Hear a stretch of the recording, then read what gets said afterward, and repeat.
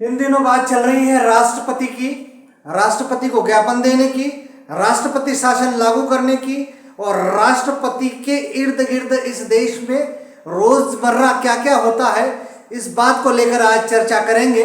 क्योंकि जो मणिपुर की घटना हुई है उसमें भी राष्ट्रपति की बात को लेकर कई पार्टियां सामने आई है और राष्ट्रपति के अधिकारों को लेकर राष्ट्रपति में क्या ताकत निहित है, इन्हीं बात पर विचार करेंगे। पहले अभिवादन स्वीकार कीजिए, मैं हूं आपका दोस्त बालकृष्ण बाविस्कर और आज बताते हैं कि आखिर राष्ट्रपति क्या है। राष्ट्रपति संविधान के सर्वोच्च है, राष्ट्रपति तीनों सेनाओं के प्रमुख होते हैं, राष्ट्रपति संवैधानिक रूप से सर्वोच्च है और राष्ट्रपति के नाम से अंतरराष्ट्रीय स्तर पर संधियां होती है। राष्ट्रपति के पास दया याचिका होती है, राष्ट्रपति के पास इस देश की सारी शक्ति निहित है। लेकिन आम दिनों में जो बातें चलती है कि राष्ट्रपति के नाम ज्ञापन सौंपा, ऐसे कई ज्ञापन भी मैंने भी कई सौंपे हैं। लेकिन इन दिनों विशेष करके मणिपुर के संदर्भ में यदि बात करें तो एक बात उभर कर आ रही है कि इस देश में राष्ट्रपति जो है और राष्ट्रपति को मणिपुर की सरकार को बर्खास्त कर देना चाहिए और राष्ट्रपति शासन लागू कर देना चाहिए। ऐसे विभिन्न सामाजिक संगठन, ऐसे भी सामाजिक संगठन जिनका जो मुख्य उद्देश्य है सरकार की कोई भी योजना हो, सरकार का कोई भी कार्यक्रम हो या देश में कोई संकट की स्थिति हो या देश में किसी भी प्रकार की स्थिति है, वे लोग कहते हैं कि राष्ट्रपति शासन लागू कर देना चाहिए। तो देश में राष्ट्रपति शासन आसानी से लागू नहीं किया जा सकता। इसके लिए संविधान में कुछ विशेष व्यवस्था है, विशेष परिस्थितियां हैं, उसी के मद्देनजर इस देश में राष्ट्रपति शासन लागू कर दिया जाता है। अब बात करते हैं कि राष्ट्रपति की विशेषता क्या है। पहली बात, राष्ट्रपति के बारे में संविधान निर्माता डॉक्टर बाबा साहब भीमराव अंबेडकर ने कहा कि भारत का राष्ट्रपति जो है गणराज्य का है और भारत में जो राष्ट्र प्रमुख है उसका निर्वाचन जनता के द्वारा अप्रत्यक्ष रूप से होता है। लेकिन जो संसदीय कार्यप्रणाली है इस देश की, भारत की, वो संसदीय कार्यप्रणाली ब्रिटिश की संसदीय कार्यप्रणाली से लिया गया है। क्योंकि ब्रिटिश में भी संसदीय व्यवस्था है, लेकिन इस दोनों में बहुत बड़ा और रोचक अंतर यह है, उसमें रोचक सबसे बड़ा अंतर यह है कि भारत का राष्ट्रपति परंपरागत नहीं होता है और जो इंग्लैंड का राष्ट्रपति होता है वो एक परिवार से होता है और परंपरागत होता है, जिसे वहां पर क्राउन कहा जाता है। लेकिन भारत का राष्ट्रपति गणराज्य होता है, वो चुना हुआ प्रतिनिधि होता है, अप्रत्यक्ष रूप से चुना जाता है। ये अनुच्छेद 52, अनुच्छेद 53 में इसका पूर्णतः उल्लेख किया है। ये विभिन्न पहलुओं पर जब हम चर्चा करेंगे, विभिन्न अनुच्छेदों पर जब हम विस्तृत रूप से चर्चा करेंगे, तब आपको हम बात बताएंगे। अब बात करते हैं कि भारत में राष्ट्रपति शासन किस आधार पर, किस परिस्थितियों के आधार पर लगाया जा सकता है। आए दिन किसी के द्वारा राष्ट्रपति शासन लागू करना, यह इस देश में जो प्रथा शुरू हुई है, जो मांग शुरू हुई है, वो निरर्थक है। क्योंकि भारतीय संविधान निर्माताओं ने राष्ट्रपति के लिए विशेष व्यवस्थाएं की है। अब बात करते हैं राष्ट्रपति की आपातकालीन शक्तियों की। राष्ट्रपति की आपातकालीन शक्तियां 3 अनुच्छेदों में है, अनुच्छेद 352, अनुच्छेद 356 और अनुच्छेद 360। अब अनुच्छेद 352 अति महत्वपूर्ण अनुच्छेद है। इस अनुच्छेद के तहत यदि देश में सशस्त्र विद्रोह हुआ, देश की आंतरिक स्थिति खराब हुई या किसी विदेशी देश के द्वारा भारत पर यदि आक्रमण कर दिया जाए, तो ऐसी परिस्थितियों में सारी शक्तियां राष्ट्रपति में निहित हो जाती है और अनुच्छेद 352 के तहत इस बात की व्यवस्था भारतीय संविधान में की गई है।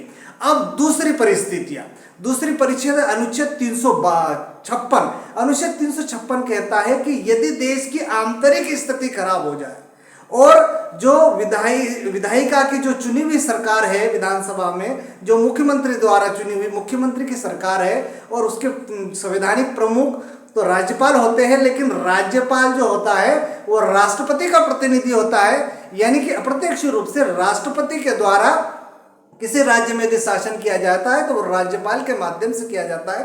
तो राज्यपाल राष्ट्रपति को लिख सकता है कि वहां की परिस्थिति क्या है, या राष्ट्रपति राज्यपाल से पूछ सकता है कि इस राज्य की वास्तविक स्थिति क्या है। जब इसको लेकर पत्र व्यवहार होगा, इसको लेकर विधि संबद्ध बात होगी, तो अनुच्छेद 356 के तहत उस राज्य की सरकार को बर्खास्त करने का प्रावधान है। अब तीसरा है अनुच्छेद 360। अनुच्छेद 360 कहता है आपातकाल। हालांकि अभी तक इस देश में आर्थिक आपातकाल नहीं लगा है। आपातकाल तो 1975 में पूर्व प्रधानमंत्री इंदिरा गांधी ने लगा दिया था, वो अनुच्छेद 352 का हिस्सा है। मैं थोड़ा सा स्पष्ट कर देना चाहता हूं, मैं अनुच्छेद 360 की बात कर रहा हूं, जिसमें आर्थिक मामलों को लेकर यदि दिवालिया घोषित होती है, इस देश की अर्थव्यवस्था पूर्णतः ठप हो जाती है और राष्ट्रपति को यदि लगता है कि देश की आर्थिक स्थिति खराब है, तो ऐसी परिस्थिति में अनुच्छेद 360 इस देश में लागू कर दी जाती है। अब एक बड़ी बात है कि बार बार ये लिखा जाता है, बार बार ये कहा जाता है कि राष्ट्रपति का जो पद है वो स्टाम्प पैड कहलाता है, लेकिन नहीं, राष्ट्रपति भले राष्ट्र का प्रमुख है, राष्ट्र का पहला नागरिक है। उसको मैंने सबसे बड़ी ताकत ये बताई कि राष्ट्रपति तीनों सेनाओं का प्रमुख होता है। मैंने उनकी आपातकालीन शक्तियों के बारे में बताया। अब मैं बताना चाहता हूं कि राष्ट्रपति के पास दया याचिकाएं जाती है। अब यदि प्रासंगिक विषय पर आप चर्चा करेंगे, तो जो पाकिस्तान से जो महिला इस देश में आई है, उसने राष्ट्रपति को एक पत्र लिखा है, दया याचिका दी है, और दया याचिका में उसने कहा है कि उसे भी इस देश का नागरिक बना दिया है। दूसरी दया याचिका ये होती है कि यदि कोई अपराध होता है और ऐसा संज्ञेय अपराध जिसमें उस आरोपी को आरोप सिद्ध होने के बाद यदि फांसी का हुक्म दिया जाता है, और ऐसी परिस्थिति में यदि उस व्यक्ति ने राष्ट्रपति के सामने दया याचिका दे देगी, तो राष्ट्रपति, तो जो संवैधानिक प्रमुख है, वो राष्ट्रपति विधि अधिकारियों से बात करके, सलाह करके, प्रधानमंत्री से सलाह करके उस व्यक्ति को इनसे सलाह ले सकता है, किंतु उस पर निर्णय लेने का अधिकार केवल राष्ट्रपति को है। और राष्ट्रपति जब वो निर्णय लेगा, तो ऐसी परिस्थिति में जिस व्यक्ति को फांसी की सजा हो गई है, उसको आजीवन कारावास में बदलने का काम भी राष्ट्रपति का, ये राष्ट्रपति की प्रमुख ताकतें हैं। हर व्यक्ति को राष्ट्रपति के शासन की मांग करने से पहले विधि के इस विधान को समझने की आवश्यकता है। दूसरा है वीटो पावर। वीटो पावर इतना शक्तिशाली पावर होता है, यदि संसद में कोई विधेयक पारित हो जाता है और विधेयक पारित होने के बाद जब वो राष्ट्रपति के हस्ताक्षर हेतु जाता है, तो वो जब राष्ट्रपति का उस विधेयक पर हस्ताक्षर हो जाता है, तो वो इस देश का कानून कहलाता है। लेकिन मैंने बात की है आप लोगों से वीटो पावर में, तो वीटो पावर में 1986 में इस देश में राष्ट्रपति थे ज्ञानी जैल सिंह, और ज्ञानी जैल सिंह के पास पोस्ट संबंधी एक विधेयक गया, और उस पर विधेयक पर ज्ञानी जैल सिंह ने कोई निर्णय नहीं लिया, और उस विधेयक को उन्होंने अपने पॉकेट में रख लिया। इसलिए उस विधेयक को, वीटो पावर को पॉकेट पावर भी कहा जा सकता है, या पॉकेट विधेयक भी कहा गया है। अब इसमें यह परिस्थितियां बनती है कि यदि वो धन विधेयक नहीं है, साधारण विधेयक है, तो राष्ट्रपति उस पर हस्ताक्षर करने के लिए बाध्य नहीं है। और इस बात का संविधान निर्माताओं ने भी उल्लेख नहीं किया है कि राष्ट्रपति को कितने समय के अंतराल में उस पर हस्ताक्षर करना है, और हस्ताक्षर नहीं करेगा तो उस पर विधेयक या इस देश की चुनी हुई जो प्रतिनिधि होती है संसद में, या प्रधानमंत्री के सलाहकार से, या प्रधानमंत्री का मंत्रिमंडल से जो विधेयक पारित होता है, वो राष्ट्रपति के पास जाता है, तो उसको कितने दिन में साइन करना है, इसका स्पष्ट उल्लेख संविधान में नहीं किया गया है।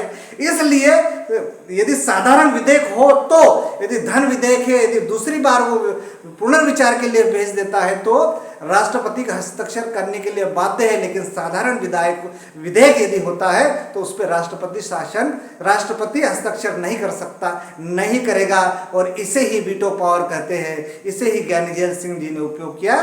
तो राष्ट्रपति इस देश की साधारण शक्ति नहीं, भले वो जो कार्यपालिका का प्रमुख हो, उसके कई ताकतें भी है, उस ताकत को समझने की आवश्यकता है। इतना कहकर मैं विभिन्न विषयों पर आपसे समय समय पर चर्चा करूंगा।